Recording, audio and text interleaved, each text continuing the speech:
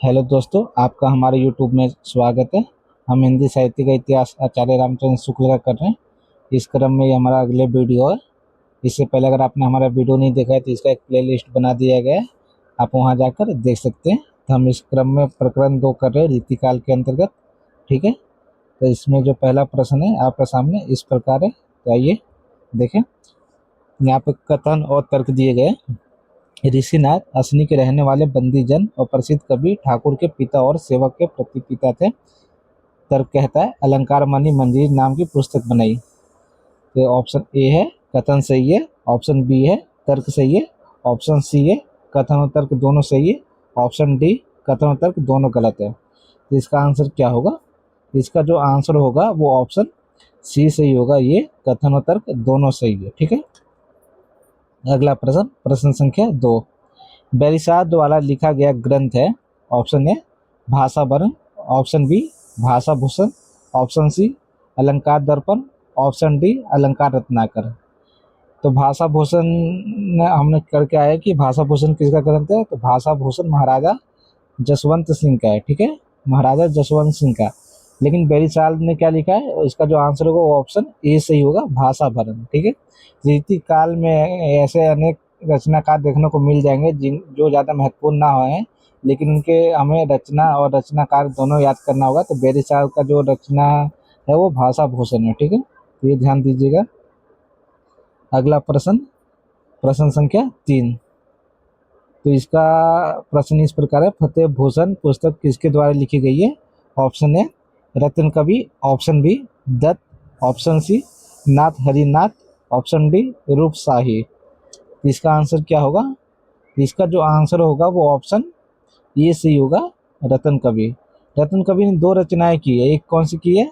फतेह भूषण, और दूसरा अलंकार दर्पण। जैसा कि मैंने कहा कि रीति काल के अंतर्गत ऐसे अनेक रचनाकार मिल जाएंगे देखने के लिए जिनका आप नाम भी नहीं सुनोगे, तो उनको मैंने ज़्यादा इम्पोर्टेंट नहीं है, लेकिन यहाँ मैंने नोट में शामिल कर दिया है कि एक हरिनाथ नाम के हुए हैं जिनका रचना का नाम क्या है? अलंकार दर्पण। ठीक है, एक हुए मनीराम मिश्र। मनीराम मिश्र के 2 रचनाएं प्रसिद्ध है, छंद छपनी और आनंद मंगल। तो ये ध्यान दीजिएगा, ये रीतिकाल के अंतर्गत आते हैं।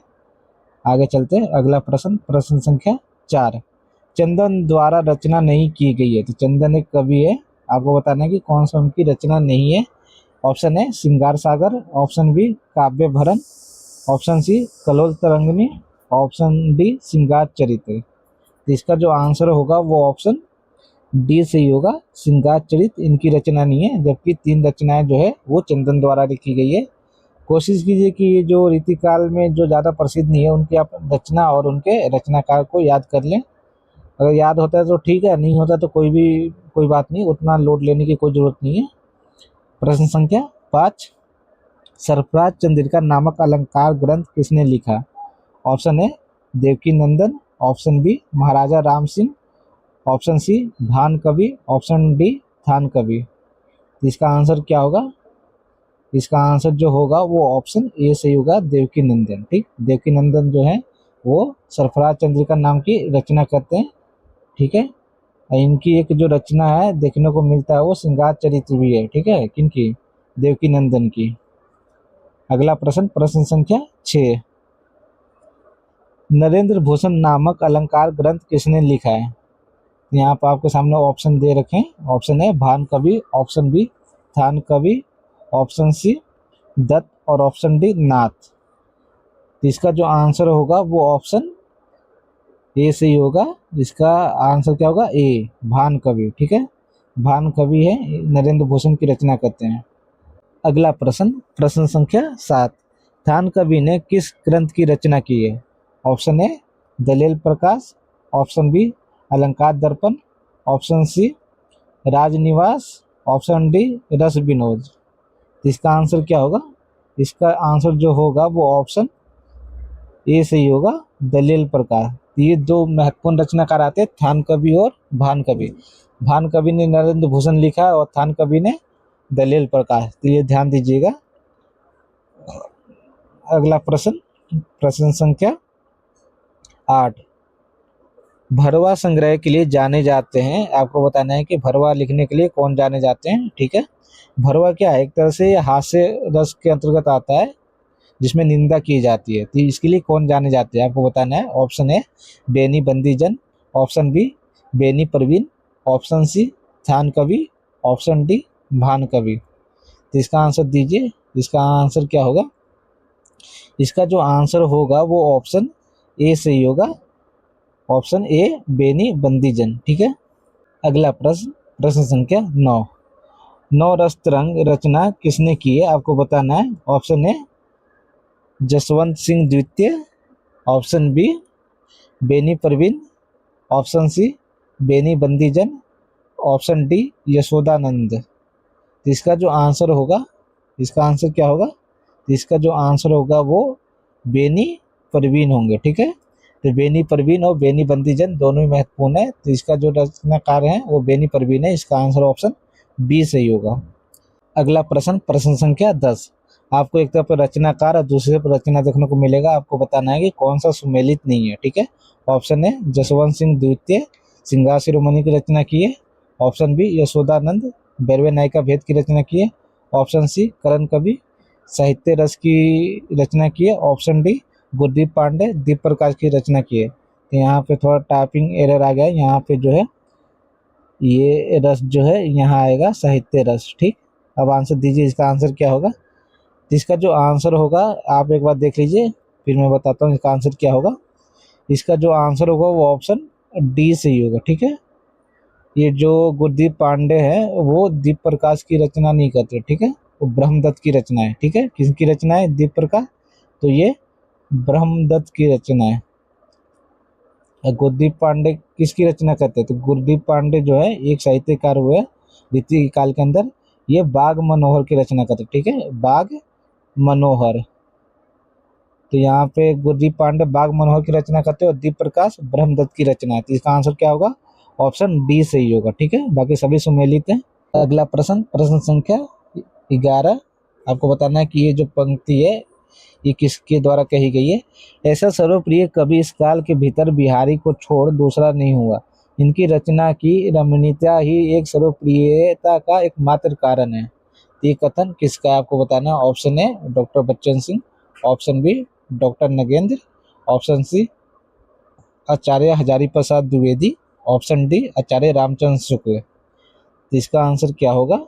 इसका जो आंसर होगा वो ऑप्शन डी सही होगा, यह आचार्य रामचंद्र शुक्ल का कथन है, ठीक है। अगला प्रश्न, प्रश्न संख्या 12।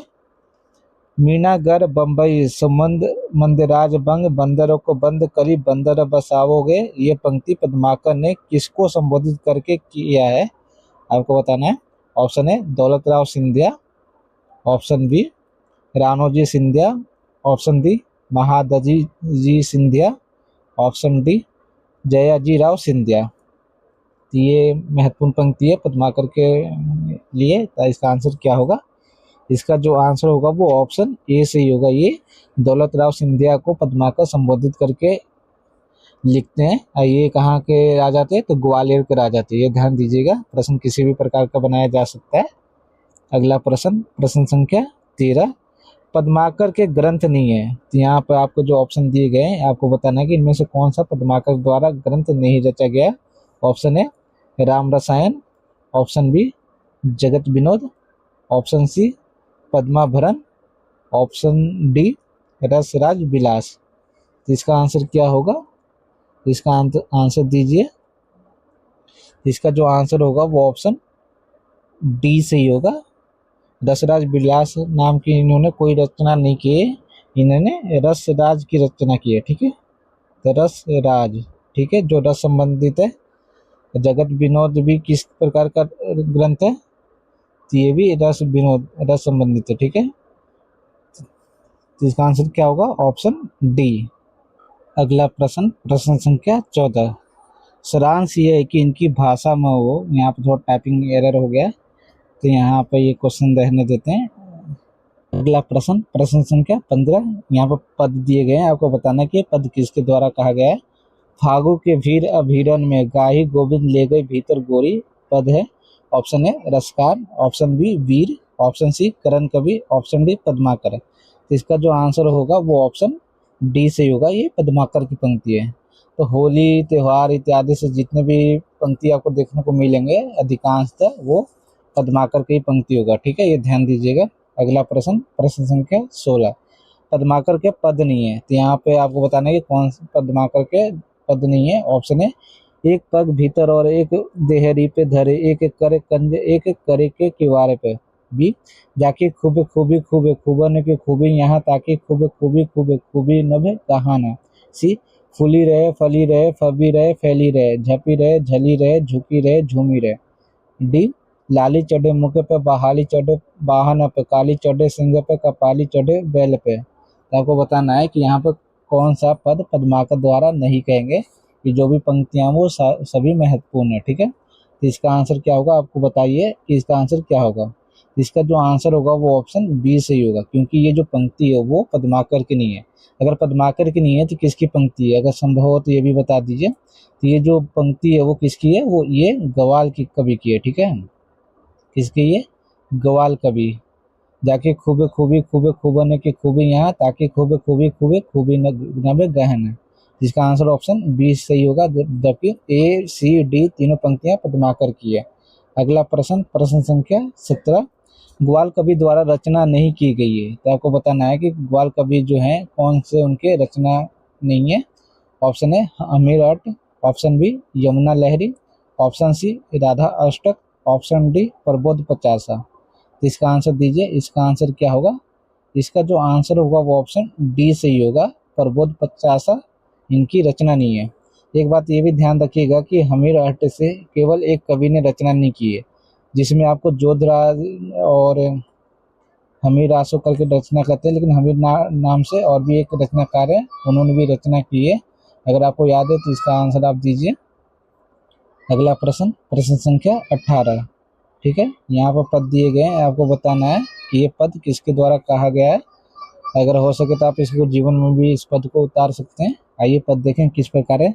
दिया है खुदा ने खूबे खुशी करो डैश कभी, खाओ पियो खाओ पियो देव लेव यहीं रह जाना है, राजा उमर राव कहते बादशाह है, कहाँ थे कहाँ को गए लागो ना ठिकाना है, ऐसी जिंदगानी के भरोसे पर गुमान, ऐसे देसे देसे घूमी घूमी मन ने बहलाना है, आए परवाना पले चले न बहाना, यहाँ नेकी कर जाना है फिर आना है ना जाना है। तो ये पद किसके द्वारा कहा गया है, आपको बताना है। ऑप्शन ए करण कवि, ऑप्शन बी ग्वाल कवि, ऑप्शन सी पद्माकर और ऑप्शन डी भान कवि। तो इसका आंसर क्या होगा, इसका जो आंसर होगा वो ऑप्शन बी से ही होगा, ये ग्वाल कवि के पद हैं, ठीक है। अगला प्रश्न, प्रश्न संख्या 19। आचार्यत्व में इनका नाम मती राम श्रीपति और दास के साथ आता है और एक दृष्टि से इन्होंने उनके चलाए हुए कार्यों की पूर्णता ही पहुंचाया था। ये कथन किसका है। Option A Ramchandra Shukla, option B Hazari Prasad Dwivedi, option C doctor Bachchan Singh, option D doctor Nagendra. इसका आंसर क्या होगा, इसका जो आंसर होगा वो ऑप्शन ए से होगा, ये आचार्य रामचंद्र शुक्ल का कथन है। तो ये किसके विषय में कहते हैं रामचंद्र शुक्ल, ये भी बता दीजिए। ये किसके विषय में कहते हैं, तो ये प्रताप शाही के विषय में कहते हैं, ठीक है। तो प्रताप शाही की दो महत्वपूर्ण रचनाएं अगर आपको पता है तो इसका आप उत्तर दीजिए, नहीं आने वाले प्रश्न में इसका भी उत्तर आपको देखने को मिलेगा। नोट, काव्य विलास और व्यंग्यात कौमुदी की रचना प्रताप शाही ने की है। तो ये जो दो रचना है कौन से, काव्य विलास और व्यंग्यात कौमुदी, ये दोनों ही बहुत ही महत्वपूर्ण रचना है, इसको आप नोट कर लीजिए। अगला प्रश्न, प्रश्न संख्या 20। इनकी भाषा में बड़ी भारी गुण ये है कि ये बराबर एक समान चलते हैं, उसमें ना कहीं कृत्रिम आडंबर का अड़ंगा है, ना गति के सथिल्य और ना शब्दों की तोड़ मरोड़। ये कथन किसका है। Option A Ramchandra Shukla, option B Hazari Prasad Dwivedi, option C doctor Bachchan Singh और ऑप्शन डी डॉक्टर नगेंद्र। इसका आंसर क्या होगा, इसका भी आंसर ऑप्शन ए सही होगा, आचार्य रामचंद्र शुक्ल। और ये भी पंक्ति किसके विषय में कही है, तो प्रताप शाही के विषय में कही गई है, ठीक है। तो प्रताप शाही याद रखिएगा, ये प्रश्न किसी भी प्रकार से पूछा जा सकता है। इनकी दो रचनाओं को मैंने जिक्र किया था अभी नोट के विषय में, कौन सी दो रचनाओं की रचना की है, तो एक क्या है काव्य विलास और व्यंग्यात कौमुदी। अगर संभव हो सके तो इनकी रचना काल भी याद रखिए, ठीक है। इन्होंने और भी रचनाएं की है जिसमें नक्सिक जुगल नक्सिक इत्यादि देखने को मिलेगा, लेकिन ये दो रचनाएं जो है महत्वपूर्ण है। ठीक है, अगला प्रश्न संख्या 21, रसिक गोविंद की रचना नहीं है।